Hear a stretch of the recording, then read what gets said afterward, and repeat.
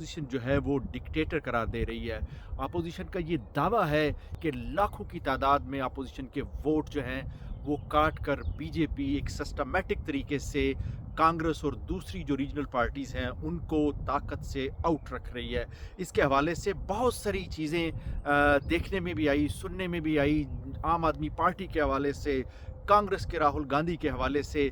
लेकिन आज हम एक खुसूसी जो है वो टेरिटरी के बारे में बात करेंगे, और वो टेरिटरी और वो सूबा है बंगाल का। जी हाँ, बंगाल इस वक्त जो है वो मैदान जंग बना हुआ है। अमित शाह जो कि मणिपुर में जहाँ आग जल रही है, लोग आर्मी के ख़िलाफ़, इदारों के ख़िलाफ़ मुजाहरे कर रहे हैं, वो इंटीरियर मिनिस्टर होने के बावजूद पिछले 2.5 हफ्तों से बंगाल के अंदर डेरे डाले हुए हैं। उसकी बुनियादी वजह यह है कि हालिया जो इलेक्शन हुए लोकसभा के, उसमें भारतीय जनता पार्टी को काफ़ी नुकसान उठाना पड़ा। पहले की बनिस्बत उनको बहुत कम सीटें मिली हैं। इसलिए कहा यह जा रहा है कि अगर बिहार के अंदर बीजेपी कामयाब हो जाती है जीतने में, तो फिर वो शायद आने वाली टर्म में भी हुकूमत में रहेगी।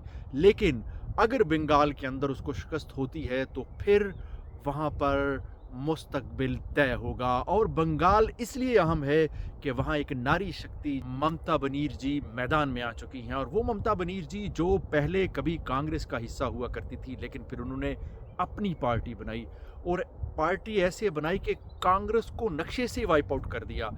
पिछले इलेक्शन में 3 से 4 नशिस्तें मेरे ख्याल से कांग्रेस और उसके इत्तेहादियों को मिली थी। इस दफ़ा जो एक पैटर्न है बीजेपी का कि जिस भी रियासत के अंदर इलेक्शन होता है, बीजेपी जो नेशनल एजेंसीज़ हैं जैसे सीबीआई और ईडी, इन दोनों के ज़रिए, और बाकी अगर पुलिस इनके कंट्रोल में है तो उसको भी यूज़ करते हुए वहाँ 6 महीने पहले ही अपोजिशन रहनुमाओं को जो है वो अरेस्ट करना शुरू कर देते हैं। और ये बड़ा इलेक्शन के करीब जाके किया जाता है, और सारे वो लोग जो उस इलेक्शन स्ट्रेटजी में अहम होते हैं उनमें से किसी 1 या 2 या 3 को टारगेट करके पकड़ लिया जाता है। और अपोजिशन की सारी स्ट्रेटजी, कौन से हल्के में कौन बंदा खड़ा हो रहा है, क्या स्ट्रेटजी है, अगर फलां बंदा होगा तो हमारी स्ट्रेटजी क्या होगी, तो ये एक पूरी साइंस जो उन्होंने बनाई होती है बड़ी मेहनत के साथ, उस साइंस को चोरी कर लेते हैं। और जब वो आपकी स्ट्रेटजी, आपकी हिकमत अमली जब चोरी हो जाती है, तो फिर बीजेपी अपनी हुकूमत के असर व रसूख को इस्तेमाल करते हुए वहाँ डेरे डालती है, और फिर एक सिस्टमैटिक तरीके से अपोजिशन को या वहाँ पर मौजूद लोगों को हराया जाता है। इसकी मिसालें दिल्ली के अंदर आम आदमी पार्टी की सूरत में मौजूद हैं कि अरविंद केजरीवाल ने क्या कुछ कहा, मनीष सिसोदिया के खिलाफ क्या कुछ कहा गया, 2 साल उनको जेल के अंदर रखा गया, सिटिंग सीएम को जेल के अंदर रखा गया, लेकिन चंद दिन पहले जो कोर्ट का फैसला आया उन्होंने उनको बरी करार दे दिया, और सीबीआई को सख्त सरजनिश का सामना करना पड़ा।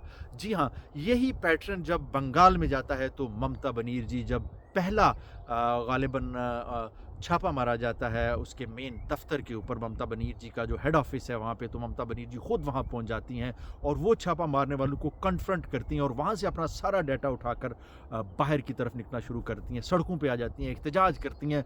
तो जिस तरह बीजेपी दूसरी रियासतों के अंदर धौंस और धांधली के ज़रिए लोगों को जो है वो अपने आगे लगा लेती थी, यहाँ उनके लिए ये मुमकिन नहीं हो सका, क्योंकि वहाँ ममता बनर्जी थी। और ममता बनर्जी जो है वो एक ऐसी जो है वो लीडर हैं कि जिन्होंने अपनी पार्टी को बड़ा मजबूत किया है, और सिर्फ मजबूत पार्टी को मजबूत नहीं किया बल्कि बहुत सारे काम किए, लोगों को हेल्थ की फैसिलिटी, लोकल जो चीज़ें हैं उनको, इंफ्रास्ट्रक्चर को बेहतर किया। और यही वजह है आज भी जो पोल्स हैं वो ममता बनर्जी के हक में हैं।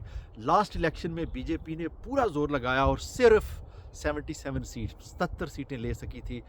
इस बार अमित शाह जी ने डेरे डाले हुए हैं और पूरी मशीनरी को इस्तेमाल किया जा रहा है, लेकिन मुमकिन नताइज शायद सामने नज़र नहीं आ रहे। बहुत सारे लोग सवाल ये करेंगे कि जब राहुल गांधी कहते हैं कि लाखों वोट काट दी, जैसे अरविंद केजरीवाल ने कहा कि उनके हलके से लास्ट टाइम वो 32,000 से जीते थे, तो उन्होंने सिर्फ उनके हलके से 32,000 वोट ही काट दिए। अब आप परेशान होंगे कि वोट तो कैसे कट सकते हैं, अब किसी को क्या पता किसने कहाँ वोट डाला है। भारत के अंदर जो है इलेक्ट्रॉनिक मशीनों से वोटिंग होती है, तो दे नो कि किसने किसको वोट किया था, तो बड़े इजीली वो सिर्फ उन वोटों को काटते हैं जो दूसरी पार्टियों के हैं, जो बीजेपी के मुखालिफ में जो वोट पड़ते हैं उनको वो काट देते हैं। तो इस पे कांग्रेस ने बड़ा शोर मचाया, राहुल गांधी साहब ने एक बहुत बड़ी प्रेस कॉन्फ्रेंस भी की।